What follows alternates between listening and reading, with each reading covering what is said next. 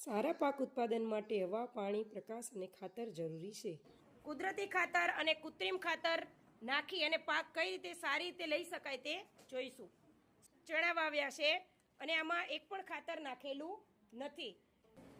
બીજા બેન છે, એમણે આમાં ઘઉં વાવ્યા છે, પરંતુ આ ઘઉંના રોપમાં એમણે ખાતર તરીકે કંઈ જ નાખ્યું નથી.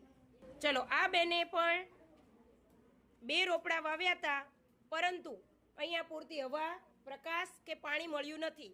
2 રોપ નાખ્યા છે, બંનેમાં મગ નાખ્યા છે. આમાં સલ્ફર નાખ્યું છે, પરંતુ તેને હવા, પાણી કે પ્રકાશ મળતો નથી, તો ઉગતું નથી. અને આમાં જે છે એ સલ્ફર જ નાખ્યું છે, પરંતુ હવા, પાણી મળ્યા છે તો થોડા બીજ ઉગી શક્યા છે. આ બંને બહેનોએ પણ 2 રોપ વાવ્યા છે અને બંનેમાં છાણિયું ખાતર નાખ્યું છે. પોતાના રોપ વાવ્યા છે એટલે કે બીજ વાવ્યા છે, બીજની યોગ્ય રીતે પસંદગી કરી છે અને બંને ભાઈઓએ અલગ અલગ ખાતર નાખેલા છે. તમે કયું ખાતર નાખ્યું છે ભાઈ? આમાં છાણિયું ખાતર નાખેલું છે અને આમાં કે યુરિયા ખાતર નાખેલું છે.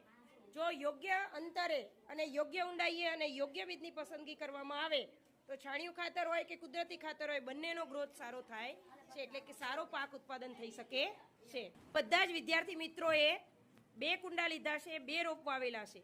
કોઈએ ઘઉં વાવ્યા છે, કોઈએ મગ વાવ્યા છે, પરંતુ આ બધા જ પ્લાન્ટમાં પૂરતી હવા, ઉજાસ કે પાણી મળતું નથી.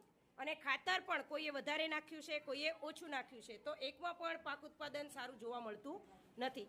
પરંતુ આ 2 ભાઈએ જે છે એ યોગ્ય માત્રામાં પાણી નાખ્યું છે, યોગ્ય માત્રામાં પ્રકાશ મળી રહે છે અને હવા ઉજાસવાળી જગ્યાએ મૂકેલ હોવાથી એકમાં કુદરતી ખાતર છે, એકમાં કૃત્રિમ ખાતર છે, પણ છતાં પણ બંનેનો પાક જે છે સારો થયેલો છે.